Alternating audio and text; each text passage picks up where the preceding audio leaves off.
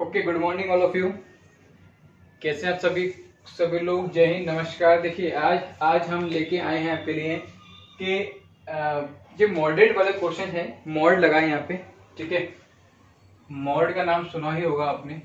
ठीक है, तो उससे रिलेटेड क्वेश्चंस हैं, सॉल्व कर सकते हैं, लिमिट लगा सकते हैं, लेकिन यहाँ पे बहुत सम टॉपिक में बहुत छोटी सी बात पे आपका यहाँ पे आंसर हम क्विकली निकाल देंगे। ठीक, क्योंकि मेन आप पे हमने क्या कहा कि क्वेश्चंस के आपको दोनों में रहने चाहिए। देखिए, ये क्वेश्चन तो आप कर लेंगे, सॉल्व आराम से कर लेंगे, लेकिन अगर आपको इसमें कोई अच्छी चीज मिल रही सीखने को, इसमें कुछ नया ट्रिक मिल रहा है, तो उसको भी ऑब्जर्व कर लीजिए। हो सकता है वहां पे टाइम बचे, वो टाइम आप कहीं और कवर कर दें। तो इस टाइप से क्वेश्चंस करने के लिए हमारे पास कुछ हमने क्वेश्चन लिखे हैं सैंपल के तौर पे। तो बस आप इनको समझ लीजिए, ताकि अब कैसे भी क्वेश्चन आएगा इससे बाहर आप नहीं कर पाएंगे। आपको तरीका सीख लीजिएगा, उस तरीके के बाद आपको कोई भी क्वेश्चन को करने में कोई भी समस्या नहीं आएगी। बहुत ही अच्छे क्वेश्चन हैं, परीक्षा में पूछ लेते हैं। देखें तो खास कर स्टेप क्वेश्चन जरूर पूछ लेते हैं। तो आप बस कुछ सैंपल को समझ लीजिए, ताकि आपको बिल्कुल दिक्कत नहीं आएगी। देखिए, मैं यहाँ पे कुछ चीजें आपको बताना चाहता हूँ, पहले आप वो देख लीजिए ताकि आप आसानी से कर लें। मान लीजिए कहीं पे लिखा है 0 से पाई और लिखा है साइन एक्स dx। ठीक है, मान लीजिए मॉड में लिखा है, हम फॉर एग्जांपल अक्सर में ले लिया है। तो इसको हम अगर सॉल्व करते हैं आप, तो कैसे करेंगे? माइनस का cos x। ठीक है, आप लिमिट लगा देंगे किससे? 0 से पाई। कोई ऐसे करेंगे, c लगा देंगे। तो आप जब देखिए माइनस लगा होता है ना, तो पहले जहाँ लोअर लिमिट ली ताकि वो प्लस में हो जाता है। तो 0 लगाएंगे तो क्या हो जाएगा? माइनस का 1। ठीक है, और लेकिन लोअर लगा रहे हैं तो माइनस माइनस का हो जाएगा, प्लस हो जाएगा। और अपर लगा रहे हैं तो वो माइनस का होता है, वो भी क्या हो जाएगा? 1 हो जाएगा। मतलब कितना आएगा? फाइनली आपके पास 2 आ जाएगा। तो ये किसकी वैल्यू आ गई थी आपकी? 0 से। साइन कितना है? तो कॉस का भी हमारा सेम फंक्शन लेट करके चलेंगे। ठीक है, ये कॉस लिखा है, कॉस एक्स। तो ये कुछ सम चीजें हैं, इसको ध्यान रखना है। बस अब करना कुछ नहीं है आपको, किसी से कुछ मतलब नहीं है। आपको सिर्फ मतलब था, वो किससे था? इस 2 से था। किससे था? इस 2 से था। इसका मतलब आपको पता लग गया कि जो साइन 0 से पाई है, साइन एक्स कोई वैल्यू आपकी निकल के आती है, वो कितना है? 2 है। तो इसका मतलब बस हमें इससे मतलब है, इसका कोफिशिएंट क्या दे रखा है? 10 दे रखा है। तो 10 इंटू 2 कितना हो गया? 20। ये आपका आंसर। बस इतनी सी चीज करनी थी आपको, इसके अलावा कोई जनरल चीज में नहीं करनी है। नेक्स्ट क्वेश्चन पे आते हैं हम लोग। देखिए, इसका मेन बेसिकली होता है b माइनस ए। ठीक है, तो यहाँ पे b कितना है? 10 था, a कितना था? 0 था। क्योंकि यहाँ पे जो हम लिमिट जो सब्ट्रैक्ट कर रहे हैं वो किससे कर रहे हैं? b माइनस ए से। ठीक है, तो b भाई हम लोग बोल देते लिमिट a से b। ठीक, इस टाइप से। नेक्स्ट आपको दे रखा है 61 माइनस 1। ठीक, इंटू साइन किसन कितना हुआ? 2 है।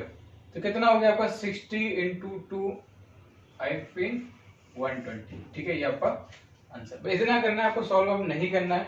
इतनी चीज आप आराम से कर सकते हैं, कोई दिक्कत बहुत बड़ा रेशियो आपके लिए नहीं है। ठीक, देखिए नेक्स्ट क्वेश्चन, इसको थोड़ा सा ध्यान समझ लीजिए। यहाँ पे एक बात चली साइन की, चलेगी कॉस की। तो देखिए, और लिमिट कितनी है आपकी? 23 पाई। ठीक है, तो 23 को सब्ट्रैक्ट करेंगे, हमें कोई दिक्कत नहीं है। तो बस आपको कुछ खेल नहीं करना है ज्यादा। तो 2 प्लस 2 याद आया? नहीं भी आया तो आगे होगा। कितना हो गया? 4 हो गया, 12 और 9। ठीक, आपका आंसर।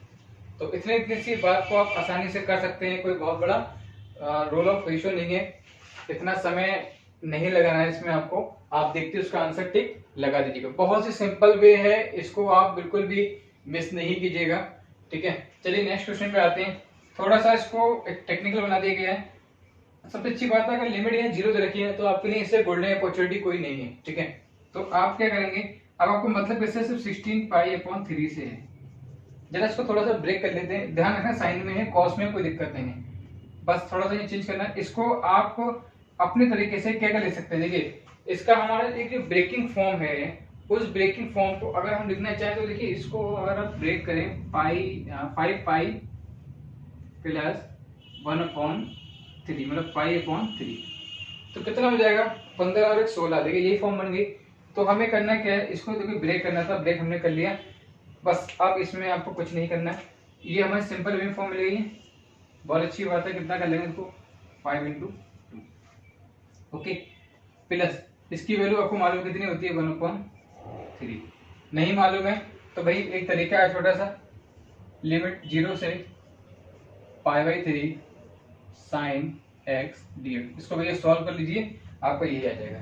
ठीक है, तो ये कितना हो गया 10 + 1/10, तो फाइनली कितना हो गया आपका 20 और 21/2। ठीक है, एग्जाम में अगर इस टाइप से आ जाए तो ऐसे भी लिख दीजिएगा, जैसे भी आपको ऑप्शन मिल जाए वैसे आप टिक लगा दीजिएगा। ठीक है, कोई डाउट इसमें नहीं होगा, मुझे मालूम है आपको, क्योंकि इतने ज्यादा टफ नहीं है, बहुत सिंपल है। टफ तो थे लेकिन आप सिंपल फॉर्म में आपको बता दिए गए, इसलिए आपको सिंपल हो गया आपके लिए। ठीक है, नेक्स्ट क्वेश्चन करने का कोशिश कीजिए, नहीं है तो उसके लिए हम तो हैं अभी। तो देखिए कुछ भी लिखा है, कुछ भी लिखा है, हमें इससे मतलब नहीं है, हमें सिर्फ जो मतलब है अपने मुद्दे की चीज ढूंढा करें यहाँ बस। ठीक, अपने मुद्दे की ढूंढने और क्वेश्चन को सॉल्व करें। जैसे आप पैसेज पढ़ते हैं, ठीक है, इंग्लिश में, तो आप क्या करते हैं, उसमें कुछ पॉइंट ढूंढते हैं जिससे आपकी स्टोरी बन जाती है। बहुत से बच्चों को इंग्लिश नहीं आती। ठीक, इंग्लिश में पैसेज पढ़ना है, इंग्लिश के पैसेज में अब हमें कुछ मीनिंग ऐसे मिलते हैं जिसकी वजह से हम उसको उसकी जो लैंग्वेज बना लेते हैं। ठीक है, ऐसे हमारे मैथ्स के कई सारे कॉन्सेप्ट होते हैं कि उस हम अगर क्वेश्चन करते हैं, हमारे सपोज करिए स्पीड, टाइम, इन सब के क्वेश्चन करते हैं तो मेन पॉइंट हम ढूंढ लेते हैं, फिजिक्स में ढूंढ लेते हैं, केमिस्ट्री में। तो मैथ में भी सिर्फ यहाँ पे जो इंटीग्रेशन कर रहे हैं, तो आप जहाँ आपको मुद्दे की चीज है ना, आपको सिर्फ उसी को ढूंढना है और सॉल्व आउट करना है। तो देखिए बस खाली करना क्या है, इसको आपको लिख देना है पहले। अब भाई ये फॉर्मूला इसके लिए तो नहीं है, इसके लिए नहीं है तो भाई इसके लिए बनाओ। जब बनाना कैसे पड़ेगा आपको, तो इसको थोड़ा ब्रेक कर देते हैं, बताइए, ठीक है ना, यही बन जाएगा। इसकी वैल्यू कितनी होती है 2, आपकी निकल के आ रही है। ठीक है, और इसकी वैल्यू कितनी होती है 1/√2। चाहे तो आप सॉल्व आउट कर सकते हैं, यहीं पे इसका आंसर हो जाएगा। ठीक है, बताइए क्या तकलीफ है इसमें आपको? मैं समझता हूँ कोई तकलीफ नहीं होनी चाहिए, क्योंकि इससे सिंपल टिकाऊ, कहते हैं ना कि इससे सस्ता टिकाऊ ये नहीं मिल सकता। तो ऐसे सस्ता टिकाऊ फॉर्मूला और क्वेश्चन का आंसर आपको नहीं मिल सकता। तो ऐसे सब क्वेश्चन आप आसानी से कर सकते हैं। एक बार चैनल को प्लीज लाइक और सब्सक्राइब करना बिल्कुल ना भूलिएगा।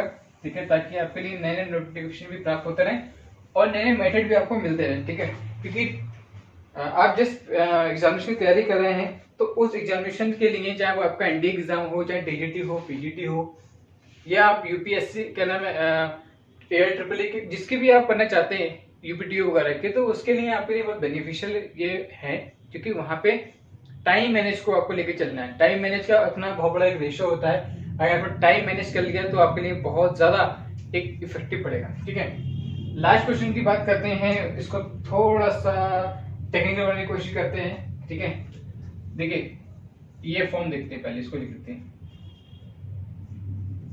और दूसरी फॉर्म क्या है, इन दोनों को हमें थोड़ी थोड़ी ब्रेक करनी है। जरा ब्रेक करके बताइए कि ये किस फॉर्म में ब्रेक हो सकते हैं। तो देखिए ये जो ब्रेक हो सकते हैं, ये हो सकते हैं आपका अभी हमने सर इसमें का किया भी था शायद, आई थिंक 5π/π/3 कहाँ पे किया था, ये रहा। ठीक, ये है। तो इसको जो ब्रेक करेंगे, इसकी वैल्यू आपको पता, अभी आपने निकाली इसकी वैल्यू, इसका डायरेक्ट ले सकते हैं हम लोग। कितनी होगी 21/2। भाई इसको करने के लिए थोड़ा सा एक ध्यान रखना पड़ेगा। तो इसको हम एक काम करते हैं, ऐसे कर लेते हैं π-1/3, π-1/π/4। ठीक है, तो देखिए सेम कंडीशन में इसकी वैल्यू क्या बन के आ रही है आपके पास 2 आ रही है, इसकी वैल्यू कितनी आ रही है 1/√2 आ रही है। बस इतना ही आपको सॉल्व आउट करना था, बाकी आपके आंसर में कोई दिक्कत ऐसी नहीं है। जब आप ऑप्शन देखेंगे आप खुद समझ जाएंगे कि आंसर में क्या पूछा गया है, क्या वैल्यूज हैं।